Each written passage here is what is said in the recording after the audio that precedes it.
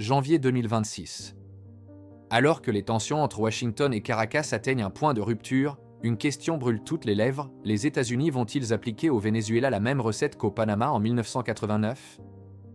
Entre lutte contre le narcotrafic et guerre pour le pétrole, plongé dans les coulisses d'une stratégie américaine qui traverse les époques. Dans les deux cas, le discours de la Maison-Blanche repose sur une rhétorique morale et judiciaire pour justifier l'usage de la force. En 1989, Manuel Noriega est inculpé pour trafic de drogue. En 2026, Nicolás Maduro est la cible de la même accusation.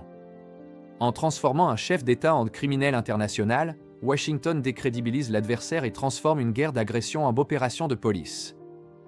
L'argument est constant: renverser un dictateur pour libérer un peuple. C'est le pilier humanitaire qui permet de rallier une partie de l'opinion publique internationale. Derrière les discours officiels se cachent des intérêts stratégiques vitaux. Le canal, contrôler le passage entre les deux océans.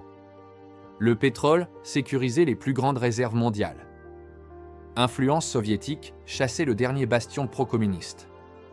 Influence Chine-Russie, déloger les investissements et bases d'appui des rivaux de l'Est.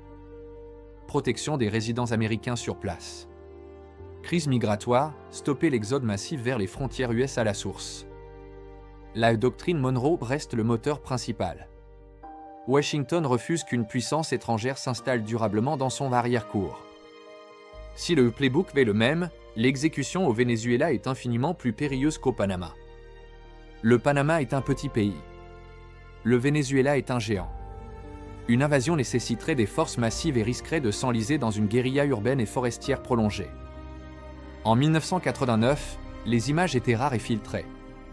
En 2026, l'omniprésence des réseaux sociaux et des deepfakes rend le contrôle du récit presque impossible. Chaque bavure serait diffusée mondialement en quelques secondes. En 1989, les USA étaient la seule superpuissance. En 2026, une intervention directe provoquerait des sanctions économiques de la part des BRICS et une rupture diplomatique avec la majorité des pays du Sud global. L'invasion au Venezuela a un objectif économique immédiat: reprendre la main sur PDVSA.